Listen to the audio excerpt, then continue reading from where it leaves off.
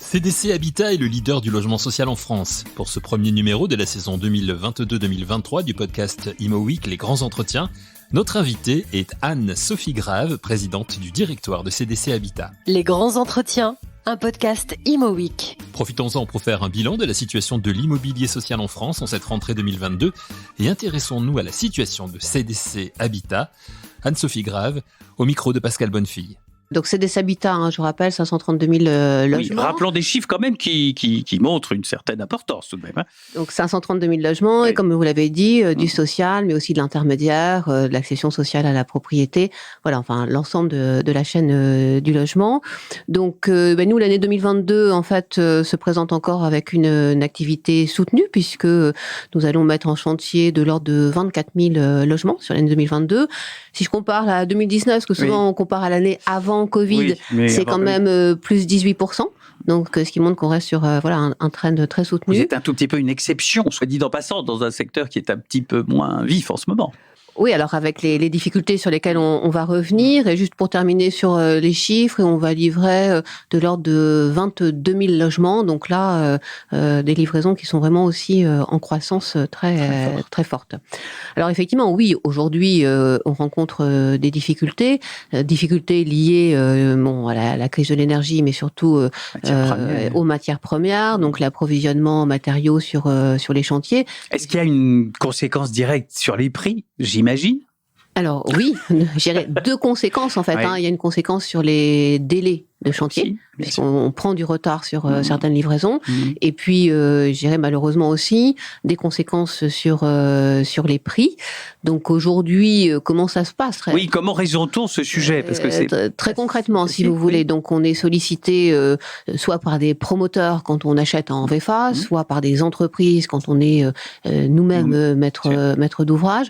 Donc nous avons pris une position extrêmement pragmatique, considérant qu'il fallait raisonner opération par opération, chantier par chantier, programme par programme, parce que les états d'avancement ne sont pas les mêmes, les corps d'État qui nous sollicitent ne sont pas forcément les mêmes. Donc en fait, on demande, des justifications très précises sur... Donc il n'y a pas de grille, si j'ose dire, d'augmentation ou de pas augmentation, non. C'est au coup par coup, c'est selon les immeubles. Exactement, c'est en fait de justifier les difficultés d'approvisionnement, de justifier le fait que le ciment il a pris temps. Le ciment, ça a vraiment pris temps, oui. Les ouvrages en métallerie ont pris temps. Et donc ça se passe très bien en fait, parce que du coup on est en transparence totale. Et donc nous, notre objectif, bien sûr, c'est de pouvoir continuer les chantiers. Bien sûr, c'est de pouvoir aussi démarrer les chantiers. Et donc aujourd'hui, on est, si je vous donne des ordres de grandeur, on est sur des variations de prix de l'ordre de 5 à 7%. Et c'est évidemment une moyenne. C'est une moyenne, puisque ça dépend aussi, quand les marchés ont été signés. Il y a beaucoup de facteurs qui rentrent en ligne de compte. C'est pour ça qu'on a pris cette position. Mais donc vous continuez à vouloir construire plus que jamais, si j'ose dire. Plus que jamais, parce que effectivement les besoins sont là, et en l'occurrence ils n'ont pas faibli. Non. Alors c'est vrai qu'aujourd'hui, le contexte est assez différent, parce qu'il faut prendre en compte les conséquences de la loi climat, cet objectif de diminution de moitié du rythme d'artificialisation des sols en 10 ans. Ça fait beaucoup de choses en même temps, non, vous ne trouvez pas? Voilà, et donc c'est pour ça qu'on a pris, nous, dès 2021, mais ça se traduit beaucoup en 2022, une inflexion assez significative sur nos modes de production. C'est-à-dire que maintenant, on remonte bien davantage sur l'amont de la chaîne de production, en se positionnant en fait sur des fonciers à recycler, sur des bâtiments à recycler. Alors, c'est des opérations sur lesquelles donc on va être amené à faire du portage foncier, des opérations plus complexes à sortir, plus longue. Un peu plus cher aussi, peut-être. Et voilà, et malheureusement aussi souvent plus cher. Et donc, pour cela, nous avons aussi été chercher des investisseurs pour nous accompagner dans cette démarche. Donc, on a créé un fonds qui s'appelle Ab Initio, ça nous a permis de lever 250 millions d'euros auprès d'investisseurs institutionnels. Nos classiques. Les grands qu'on connaît. Nos partenaires, classiques. Et donc, qui viennent nous accompagner, en fait, sur ce portage foncier. Alors, c'est des opérations qu'on fait en copromotion aussi avec des promoteurs, mais nous, on leur apporte cette solution de portage qu'ils n'ont pas toujours effectivement la capacité de pouvoir faire, et toujours dans notre objectif de produire des quartiers mixtes, équilibrés, donc avec effectivement du social, de l'intermédiaire, de l'accession privée aussi que fera le promoteur, mais aussi de l'activité, des commerces. Voilà, c'est des opérations. Je peux donner un exemple, parce qu'on a une belle opération à Lambersart, près de Lille, où c'est une briqueterie, donc une briqueterie qui va être reconvertie, un foncier reconverti. Ça va permettre de sortir... Donc là, c'est de l'industriel qui devient du logement. Voilà, tout à fait. Ça va permettre de sortir de l'ordre de 600 logements, 200 logements locatifs sociaux, de l'intermédiaire, des logements privés. Est-ce que vous aimez bien ces genres d'opérations, vous aimez bien, parce que là, il y a de la mixité, il y a de tout en même des temps. commerces, de l'activité. Voilà, je pense que c'est un très bel exemple de ce qu'on peut faire aujourd'hui, même si c'est effectivement plus long, plus compliqué. Et donc, on a lancé ça, si vous voulez, en fait, on a closé ce fonds là en début d'année, et aujourd'hui, ça marche très bien. C'est-à-dire que nos partenaires promoteurs ont bien compris aussi que, effectivement, on pouvait les accompagner sur ces sujets. Les collectivités, voilà, qui peuvent avoir des fonciers à reconvertir, mais on est sur des opérations assez longues. Souvent, ça peut demander aussi une modification de PLU, c'est-à-dire on y va à risque sur ces opérations. Il n'y a pas de conditions suspensives de permis. Par exemple, Lambersart, ça a pris combien de temps pour nous donner une idée à peu près sur une opération de ce type-là? Lambersart, vous avez d'abord l'amont. Voilà. Voilà. Oui. L'amont, et c'est des opérations qui sont sur une durée, on va dire, de 4-5 ans. Ah oui, c'est ça, au moins quand même. Au moins. Mais nous, si vous voulez, notre conviction, c'est que quand même demain, pour faire la ville de demain, il faut être présent sur ces sujets-là. CDC Habitat qui se positionne comme un opérateur global pour un habitat d'intérêt public et qui est donc concerné par la sobriété énergétique qui incombe aujourd'hui au bâtiment. Comment les nouvelles règles sont-elles mises en place sur le parc de CDC Habitat? Les classements du diagnostic de performance énergétique en F et G concernent combien de logements aujourd'hui chez CDC Habitat? Anne-Sophie Grave. Alors, peu, en fait, puisque... je me doutais de la réponse. Chez CDC Habitat, en fait, nous avons mené depuis de nombreuses années, en fait, des réhabilitations thermiques, qui fait qu'aujourd'hui, nous n'avons plus que 1% de notre parc en F et G, et donc ces 1% restants vont être traités sans problème d'ici 2025. Donc, on s'attaque plutôt aujourd'hui au patrimoine qui est situé en étiquette même si c'est pour l'horizon 2034, aujourd'hui c'est notre objectif. Nous avons 9% de patrimoine en E, ce qui n'est pas considérable non plus, et donc on pourra traiter effectivement sans difficulté bien avant ces échéances. Mais voilà, l'objectif étant effectivement de prendre de l'avance sur ces sujets-là. Alors, j'ajouterais que en fait la moyenne énergétique de notre parc aujourd'hui se situe en C, pour être précise, 137 kWh d'énergie primaire par mètre carré par an. Il y a un calcul. Donc, ce qui est quand même plutôt un très bon positionnement de notre parc. Mais on voit à quel point aujourd'hui c'est important d'avoir fait ces réhabilitations thermiques, parce que je rappellerai, si vous voulez, que quand on prend un logement qui est en étiquette F et G, qu'on le ramène en étiquette C, par exemple, eh bien, on permet de faire une économie en termes de charge énergie de l'ordre de 20 à 30% en termes de consommation. Tout à fait considérable. Alors, je peux vous dire qu'à l'heure actuelle, avec le prix du gaz ou le prix de l'électricité, effectivement, c'est complètement essentiel. Et c'est pour ça que nous allons maintenant attaquer de manière très déterminée nos logements qui sont en étiquette E, pour les amener dans des classes plus vertueuses. Ce qui, pour les locataires, est un enjeu considérable aussi, parce qu'aujourd'hui, je préfère être locataire de CDC Habitat. Enfin, je ne le suis pas, je le précise pour que les choses soient claires. Je suis un terrible propriétaire. Mais il vaut mieux être locataire de CDC Habitat que de certaines passoires thermiques, parce qu'il y a un enjeu là financier pour le locataire considérable. Ah, tout à fait, tout à fait. Ça, au niveau, alors, nous, on est quand même, comme tout le monde, très préoccupés aujourd'hui par la crise énergétique. On travaille sur ces sujets de sobriété énergétique et maintenant de consommation, parce que même si nous avons fait nos réhabilitations thermiques, si vous voulez, néanmoins, les charges énergie vont quand même augmenter, puisque le coût du gaz augmente, le coût de l'électricité augmente. Et aujourd'hui, là aussi, pour donner quelques indicateurs, notre parc, nous sommes chauffés à 60% au gaz, 22% par des réseaux de chaleur urbain et 17% par l'électricité. Bon, donc je vais revenir sur les 60% de gaz. Oui, qui est la majorité. Donc, même si nous avons fait une réhabilitation thermique, les charges vont augmenter. Donc nous avons pris la décision effectivement d'accompagner très tôt nos locataires sur ce sujet-là. On a fait de la communication dès le mois de mai-juin pour voir comment on allait lisser les charges, parce que si vous voulez, sinon on va avoir les régularisations de charges au printemps prochain qui seront juste catastrophiques. Bien Donc sûr. en fait, on a pris la décision de lisser cette augmentation en communiquant dès à présent auprès de nos locataires. Nous allons aussi les accompagner en repérant effectivement ceux qui peuvent vraiment se trouver en situation de précarité énergétique. On va s'inscrire dans un dispositif, vous savez, comme EcoWatt, qui va nous donner la météo 4-5 jours avant sur attention, risque de coupure, etc. Là aussi pour en fait communiquer auprès de nos locataires sur les éco-gestes, sur la façon de bien gérer cette question de l'énergie. Et puis, vous savez qu'aujourd'hui, notre obligation de bailleur, c'est de chauffer à 19 degrés. Parfois, effectivement, les immeubles peuvent être chauffés au-delà de 19 degrés pour des questions effectivement de confort demandées par les locataires. Bon, là, il est clair qu'effectivement, cet hiver, nous nous limiterons à 19 degrés. D'accord. Et puis, on avait expérimenté aussi en 2020-21 l'effacement électrique. C'est-à-dire qu'on avait proposé à des locataires habitant dans des logements intégralement chauffés à l'électricité de rentrer dans ce dispositif. C'est-à-dire que vous avez un petit boîtier chez vous et lorsqu'il y a une tension forte sur le réseau électrique, c'est-à-dire quand tout le monde rentre chez soi entre 18h et 20h, heure de pointe, eh bien ces locataires-là acceptent que, par exemple, quelques radiateurs dans leur logement soient coupés. Déconnectés. Voilà. Donc en fait, c'est des coupures de 10 minutes. Donc, ce qui, effectivement, n'est pas très pénalisant d'un point de vue du confort. Et ça permet de faire une économie de l'ordre quand même de 13% en termes de consommation. Donc, quand on a fait cette expérimentation, pour tout vous dire, en 2020-2021... Vous ne saviez pas encore que... On ne savait pas encore, et ça n'a pas eu un si grand succès que cela auprès de nos locataires, faut bien dire.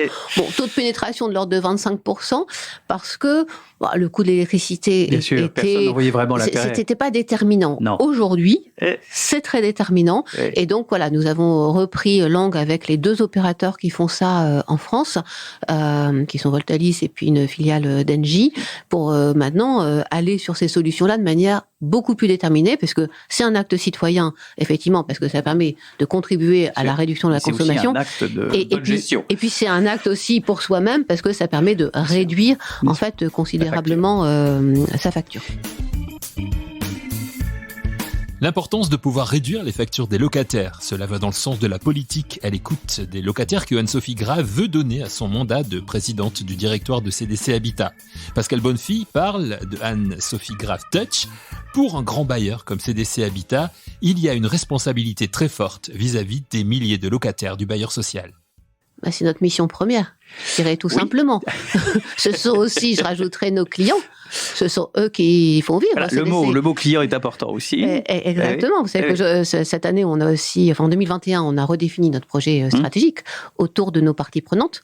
Donc les territoires, la société, mais bien sûr nos clients. On est là pour nos clients, on est là pour leur apporter une qualité de service, on est là pour leur amener de la proximité, puisque dans ce projet stratégique, effectivement, notre objectif, c'était de renforcer ce positionnement d'opérateur global de l'habitat d'intérêt public que j'évoquais en début d'émission, mais de la renforcer sur les territoires.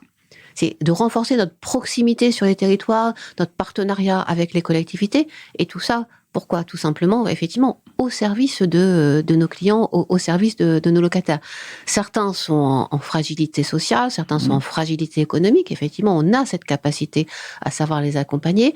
Certains aussi cherchent un parcours résidentiel. Comment on passe du social à l'intermédiaire, comment on passe de l'intermédiaire à l'accession à la propriété. C'est aussi notre rôle, effectivement, de bailleur au sens large, de les accompagner dans ce parcours. Et donc, j'ajouterais justement, pour mieux servir ce parcours résidentiel, nous avons aussi cette année, là, à l'été de cette année, fusionné nos 2 réseaux. C'est-à-dire nous avions des agences qui s'occupaient que du social, nous avions des agences qui s'occupaient que du logement intermédiaire. Nous avons fusionné ces agences pour bien adresser, en fait, l'ensemble du parcours client. Et je pourrais ajouter, puisque vous dites qu'il y a une sensibilité forte effectivement vis-à-vis de nos clients, nous nous intéressons aussi beaucoup à la question, vous savez, du logement des travailleurs clés. Oui. Il avait beaucoup émergé lors de la crise sanitaire. Oui, parce que c'était compliqué, justement. Aujourd'hui, on parle beaucoup de l'hôpital, des difficultés de recrutement sur l'hôpital. Très clairement, effectivement, le logement est aussi un élément déterminant pour permettre effectivement à ces travailleurs qui ne peuvent pas télétravailler compte tenu de leur métier, de pouvoir se loger davantage à proximité de leur lieu de travail. Donc oui, cette mission, je dirais sociale, sociétale, je dirais plutôt cette mission sociétale au sens large, que ce soit dans les engagements socio-environnementaux, on a beaucoup parlé en début d'émission de la sobriété, voilà, engagements environnementaux forts, engagements sociaux forts, j'aurais pu aussi évoquer notre filiale Adoma, qui est sur là, les travailleurs, l'hébergement d'urgence, le logement accompagné, voilà, donc on adresse bien effectivement l'ensemble du champ.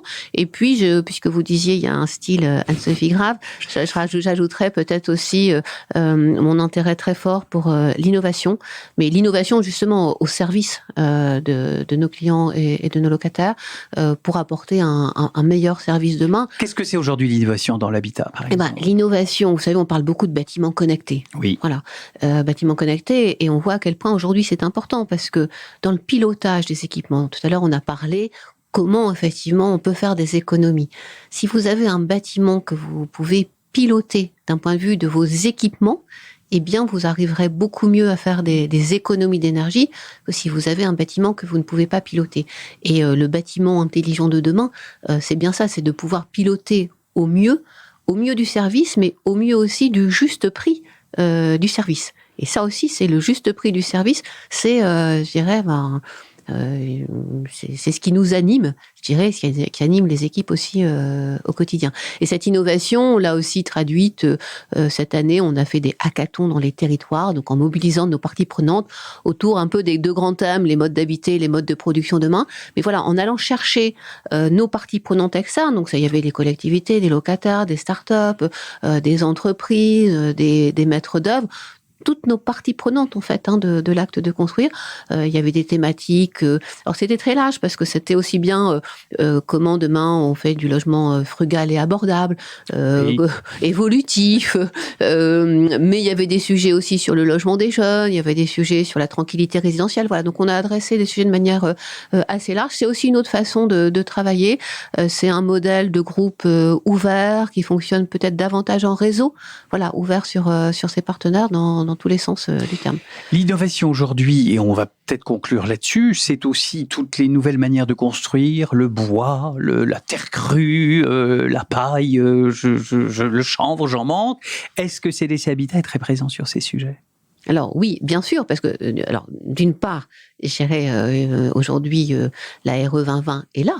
Oui. Donc, et nous demande d'aller davantage vers l'utilisation des matériaux biosourcés. Donc oui, bien évidemment. Alors nous avions mené des expérimentations en anticipation, bien sûr, de la RE 2020, mais c'est aussi d'aller vers ces matériaux que vous évoquez. Le bois, bien sûr, puisque c'est quand même là-dessus qu'on est le plus avancé, mais on a, par exemple, c'est sur le bassin minier du Pas-de-Calais, vous savez, on fait de l'isolation avec du béton de chanvre, par exemple. Oui, c'est ça. Voilà, isolation par l'intérieur, parce que c'est un patrimoine historique, on peut pas traiter l'isolation par l'extérieur. Donc oui, on adresse, si vous voulez, l'innovation, c'est pour moi aussi bien dans la conception des bâtiments que dans leur exploitation. J'ai parlé tout à l'heure des équipements, que dans le service aux clients. Voilà, on adresse ces trois champs-là de nos métiers. Est-ce qu'on peut dire un mot de 2023, avec quelques mois d'avance ? Alors 2023, donc nous allons rester sur effectivement ce trend de production important. Vous espérez toujours une croissance du nombre de logements construits, livrés ? Alors on va rester dans ces ordres de grandeur-là. À ce stade, je suis quand même prudente parce qu'on est quand même sur des niveaux élevés. Si vous voulez, si je comparais à la période 2019 tout à l'heure, on est déjà bien au-delà. Donc, si on arrive effectivement à maintenir ces niveaux très soutenus de production, je pense qu'on en sera très heureux. Parce que je note aussi, vous savez, nous avons aussi nos fonds d'investissement en part gestion. Aujourd'hui, avec la remontée des taux, les investisseurs sont quand même aussi attentiste. Prudent, on va dire. Voilà, moi je dirais un peu attentiste sur l'immobilier. Puis la poche immobilière, compte tenu de l'affaiblissement des autres catégories d'actifs, maintenant a pris une part importante aussi dans leurs actifs. Donc on voit en tout cas qu'il y a une certaine attente. Donc il faut aussi qu'on ait, je dirais, nos investisseurs avec nous. Oui. Mais ce qui est clair, c'est en tout cas on restera très mobilisés pour arriver à maintenir des niveaux de production élevés. Très honnêtement, j'ai pas recité tout à l'heure, on avait lancé en 2021, vous savez, un deuxième plan de relance sur le logement locatif social, mais bon, chaque fois pour faire plutôt de la diversification. Et on était allé sur ce que j'ai évoqué, sur la diversification, sur le fait d'aller sur du foncier à recycler.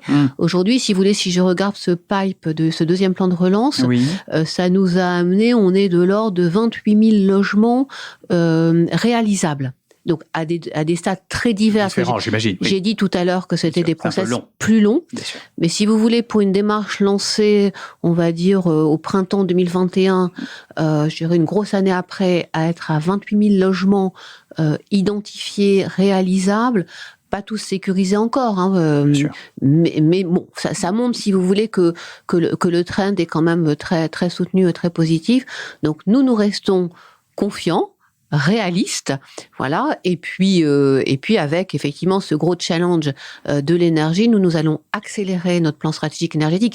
Vous avez dit tout à l'heure, on est très en avance, mais on pense quand même qu'on peut l'accélérer, notamment on va intensifier le recours aux énergies renouvelables, puisque je vous dis, on est quand même majoritairement chauffé au gaz, donc sur l'autoconsommation, sur le photovoltaïque, par exemple, voilà, un exemple parmi d'autres, le raccordement à des réseaux de chauffage urbain vertueux, voilà, donc on a un gros plan en fait d'accélération de nos plans stratégiques énergétiques. Et puis nous avons aussi travaillé, vous savez, sur les enjeux d'adaptation de notre patrimoine au changement climatique.